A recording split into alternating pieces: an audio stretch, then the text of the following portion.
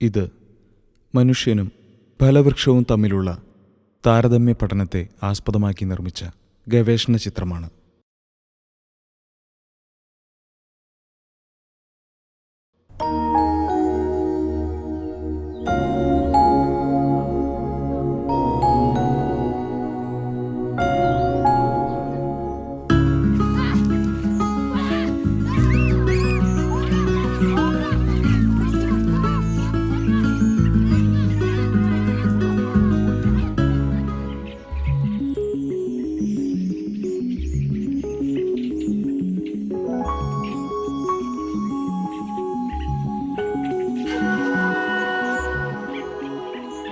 നാരങ്ങയോ മുന്തിരിയോ എന്താ മേടിച്ചെടുത്ത് കഴിക്കി. എനിക്കിഷ്ടം പഴ. കഴിക്കി.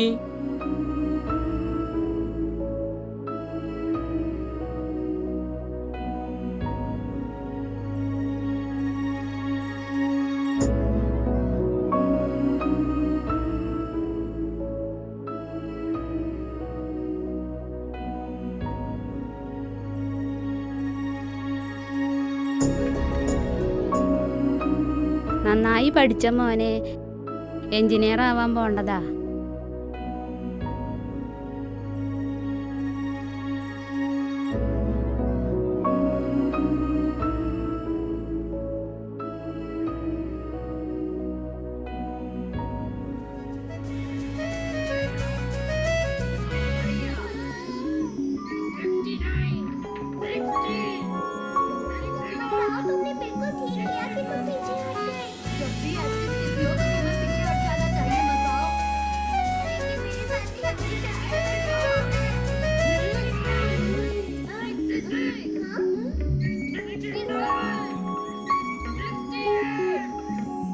ആ ടി വി ഒന്ന് ഓഫാക്കിട്ട് പോയി പഠിക്കണ്ട മക്കളെ.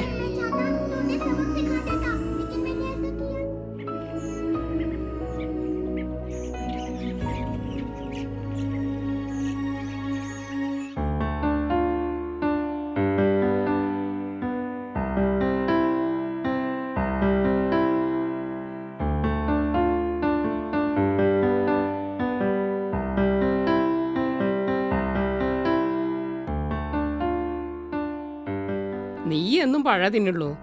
അത് കാരണം കൊണ്ടാണ് ഞാൻ ഇത്രയും വാഴ വെച്ചിറക്കണത്.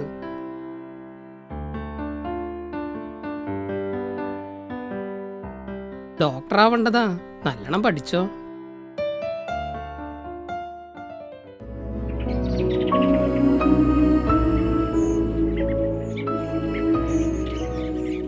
അതെ, എന്റെ കാലുമ്മ മുറിയായിട്ടിരിക്കുക.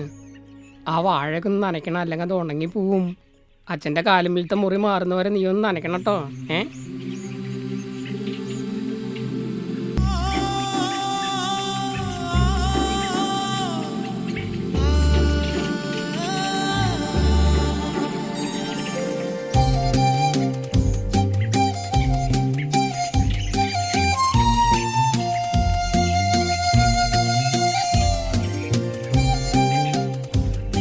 എന്തിനാണ് വാഴയ്ക്ക് കുടപ്പൻ?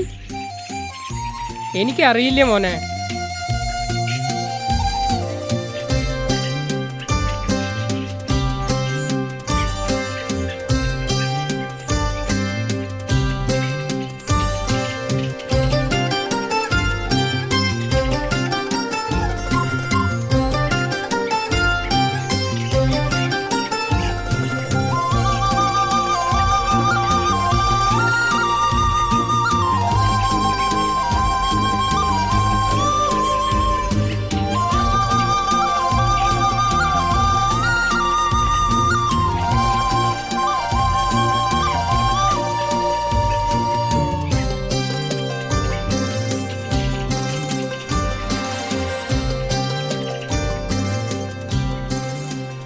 കാല് മുറിഞ്ഞില്ലായിരുന്നങ്ങ് അണ്ണാന് തിന്നാൻ കിട്ടുമായിരുന്നില്ല.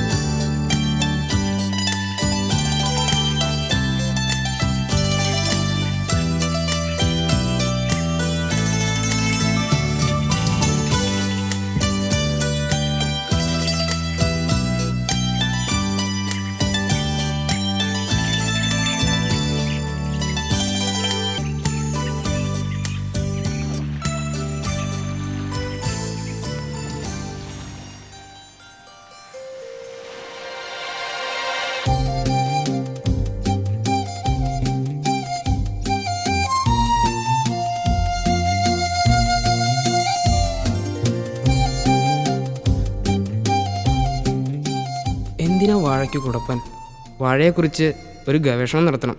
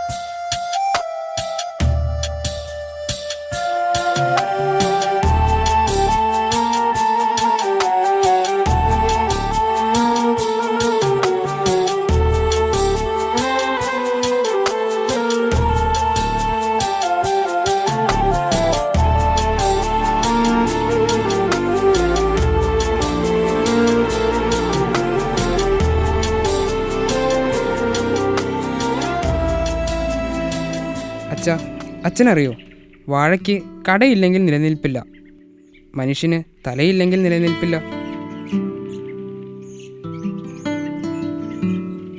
അത് ശരിയാ.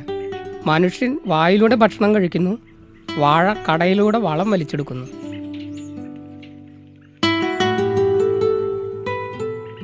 വാഴയുടെ കടയിൽ പിണ്ടിയുടെ അറ്റത്ത് വാഴക്കുലയും അതിനു മുകളിൽ കുടപ്പനും ഒളിഞ്ഞിരിക്കുന്നുണ്ട്.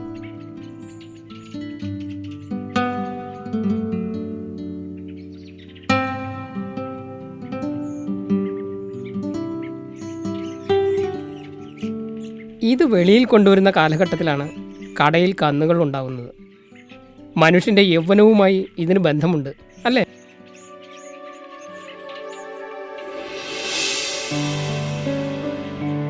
അതെ, വാഴക്കുല വിരിയുന്നതോടുകൂടി പഴത്തിൻ്റെ അഗ്രത്തിലുള്ള പൂവുകളിൽ നിന്നും തേൻ ശേഖരിക്കുന്ന ജീവികളിലൂടെ വാഴയ്ക്ക് പുതിയ അനുഭവം കിട്ടുന്നു.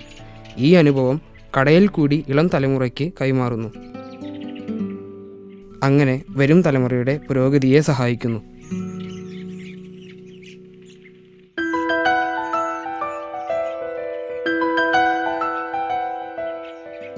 മനുഷ്യൻ്റെ തലച്ചോറിൽ അനുഭവങ്ങൾ രേഖപ്പെടുത്തുന്നതും കുട്ടികൾക്ക് പറഞ്ഞു കൊടുക്കുന്നതും പോലെയാണോ ഇത്? അതെ, ഇത് ആ വാഴയുടെ അനുഭവമാണ്. മനുഷ്യൻ്റെ വ്യക്തിപരമായ അനുഭവത്തിന് തുല്യമാണ് ഇത്.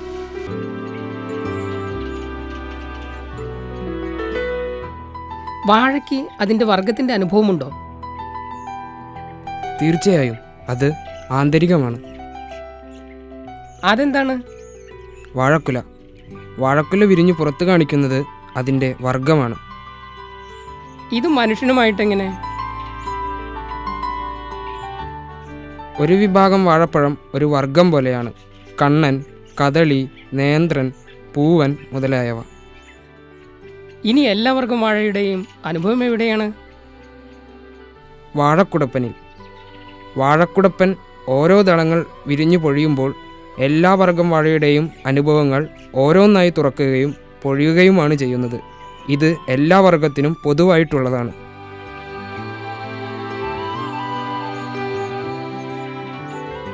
ഇത് മനുഷ്യനുമായി എങ്ങനെ ബന്ധപ്പെട്ടിരിക്കുന്നു?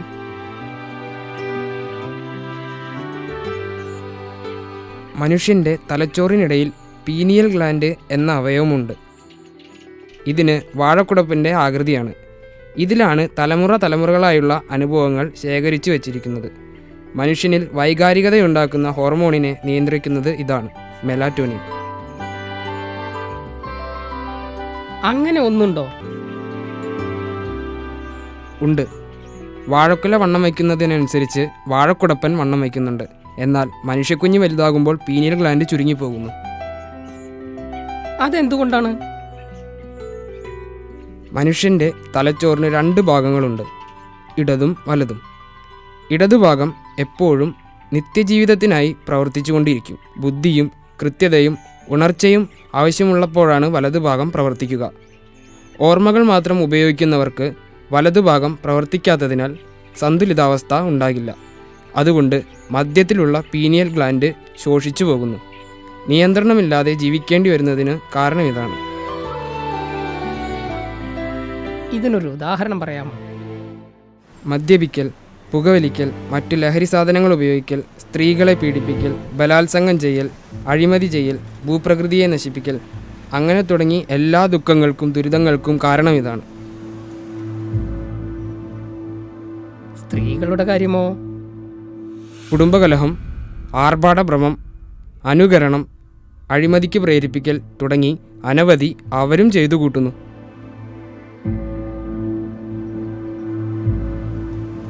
ഇന്നത്തെ വിദ്യാഭ്യാസ രീതി ഇതിനൊരു കാരണമാകുന്നുണ്ടോ? ഉണ്ട്. രക്ഷിതാക്കളും അധ്യാപകരും കുട്ടികളുടെ ആന്തരികമായ വളർച്ചയെ പ്രോത്സാഹിപ്പിക്കുന്നില്ല.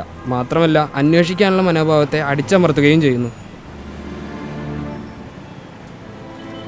ഇതെങ്ങനെ ഒഴിവാക്കാം? ബാഹ്യമായ അറിവ് നേടുമ്പോൾ തന്നെ ആന്തരികമായ സംഘർഷങ്ങളും പ്രശ്നങ്ങളും അറിയണം. അറിഞ്ഞിട്ട് എന്ത് ചെയ്യാനാണ്? വിദ്വേഷം നിലനിർത്തുന്ന അസൂയയും പകയും വാഴക്കുടപ്പൻ്റെ ദളങ്ങൾ പൊഴിയുന്ന പോലെ പൊഴിഞ്ഞു പോകണം. പൊഴിഞ്ഞു പോകാൻ എന്ത് ചെയ്യണം? അസൂയയും പകയും താൻ തന്നെയാണ്, തന്നിൽ നിന്നും അന്യമല്ല എന്ന് ബോധ്യമാകുമ്പോൾ വാഴക്കുടപ്പൻ വിരിഞ്ഞു പൊഴിഞ്ഞു പോയതുപോലെ അവ താനേ പൊഴിഞ്ഞു പോകും. അതുകൊണ്ട് എന്താണ് സംഭവിക്കുന്നത്? വാഴക്കുടപ്പൻ വിരിഞ്ഞു തീരുന്നതോടൊപ്പം കറയ്ക്കുന്ന പച്ചക്കായ പഴുത്തു മതിരിക്കുന്നു. അതിനെ അനുഭവിക്കുന്നവർക്ക് ആനന്ദം നൽകുന്നു. ശേഷം വാഴ പ്രകൃതിയിൽ ലയിക്കുന്നു. ഇതുപോലെ മനുഷ്യൻ അവനുമായി ഇടപെടുന്നവർക്ക് എങ്ങനെ ആനന്ദം നൽകും? വാഴക്കുടപ്പൻ്റെ ദളങ്ങൾ വിരിഞ്ഞ പോലെ മനുഷ്യൻ ഓരോരുത്തരുമായി ഇടപെടുമ്പോൾ അവരുമായുള്ള പഴയ വൈകാരിക അനുഭവങ്ങൾ ഉള്ളിലുണരും. അതിനെ അറിയുകയും പ്രോത്സാഹിപ്പിക്കാതിരിക്കുകയും ചെയ്താൽ അവ പൊഴിഞ്ഞ് പച്ചക്കായ മധുരമുള്ളതായതുപോലെ മനുഷ്യനും ആയിത്തീരും.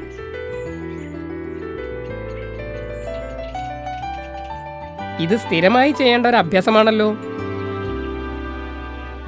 അതെ, ഇതല്ലാതെ എന്തെങ്കിലും മാർഗമുണ്ടോ? ഉണ്ട്. മനുഷ്യനു മാത്രം കഴിയുന്നത്. അതെന്താണ്? മനുഷ്യരാശിയുടെ മുഴുവൻ അനുഭവങ്ങളുടെ ആകെത്തുക പീനിയൽ ഗ്ലാൻഡിൽ നിക്ഷിപ്തമാണ്.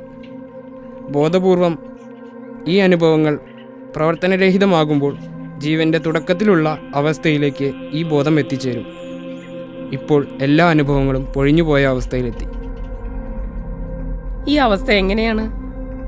സ്വയം സാക്ഷിയാകണം. സ്വയം സാക്ഷിയാകേണ്ടതുണ്ട്.